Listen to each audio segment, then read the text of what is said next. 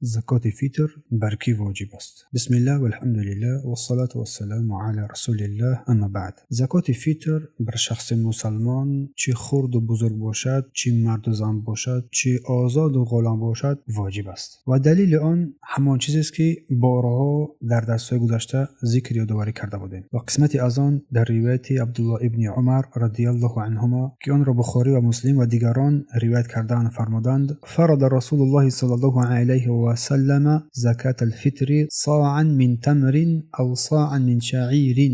رسول الله صلی الله علیه و سلم زکات فطر را فرض گردانیدند، یک صاع از خرما یا یک صاع از جو. و در ادامه فرمودند: علی العبد والحر والذکر والانثى والصغیر والکبیر من المسلمین. این نقطه را اگر ما اهتمام بدهیم، رسول الله گفتند که به هر مرد و زن، به هر خرد و بزرگ از مسلمانان واجب قرار داد. و در این مسئله اجماع، اتفاق علماها وجود دارد. این اجماع را ابن رشد، ابن قدامه و دیگران نقل کردند که در آن شک و تردیدی هم نیست. اما شرط های واجب شدن زکات فیتر چیست؟ از جمله شرط های واجب گردیدن زکات فیتر بر این قسمت از انسان‌ها که ذکر نمودیم، یکم دارایی و توانایی، یعنی شخص باید امکانات داشتن را داشته باشد، امکان پرداخت زکات را در خود داشته باشد. زکات فیتر بر شخصی توانگر است که وقتی واجب شدنش آن را داشته باشد. و زکات فیتر بر شخصی تنگ دست هنگامی که بر او واجب میگردد واجب نیست. و در این مسئله نیز اجماع اتفاق علما ذکر یادآوری شده است. یعنی بر آن کسی که تنگ دست هست زکات فیتر واجب نمیگردد.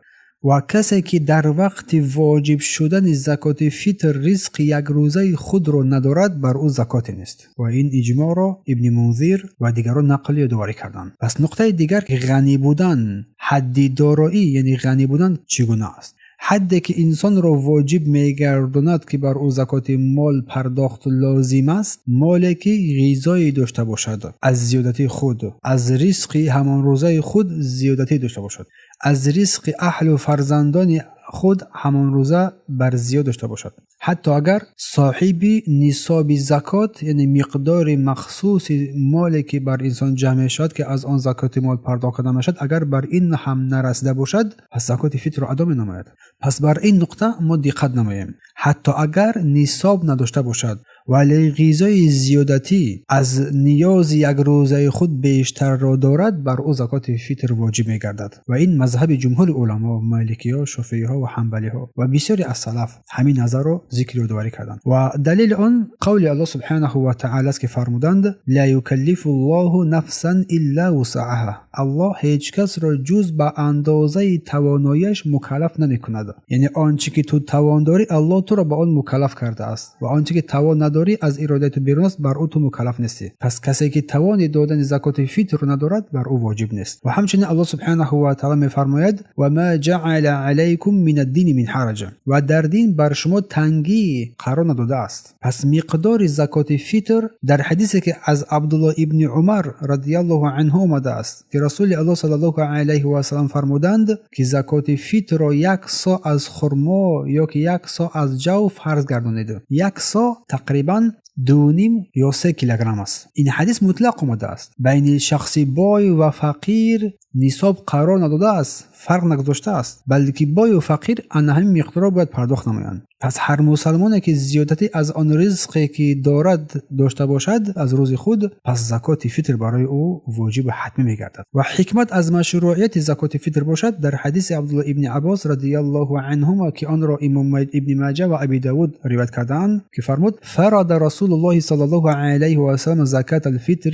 اینکه رسول الله صلی الله علیه و سلم فرض گرداندن زکات فیتر را پاکسازی از چیزهای بیهوده، از سخنان بیهوده، از رفتار ناشایسته و طعام برای مسکینان قرار دادند صلی الله علیه و سلم. پس یکی از مقصدهای اساسی زکات فیتر این پاک کردن روزه از لغو و سخنان بیهوده و رفث سخن یا که عمل زشت می باشد. و در این مسئله بین بای و کمبغل فرق ندارد. تا وقتی که شخص زیادتی از نیاز خود را دارد، پس زکات فیتر بر او لازم می‌گردد. بهترین صدقه در حدیث صحیحی که از ابی هریره رضی الله عنه روایت شده است که رسول الله صلی الله علیه و سلم فرمودند: بهترین صدقه آن است که پس از آن که انسان بی نیاز بماند، دست دستی بالا، دست دهنده بهتر است از دست گیرنده دیده. پس از کسی آغاز کن ای شخص نفقه دهنده، ای شخص زکات مال دهنده، ای شخص زکات فطر دهنده. از کسی آغاز کن که بر تو نزدیک است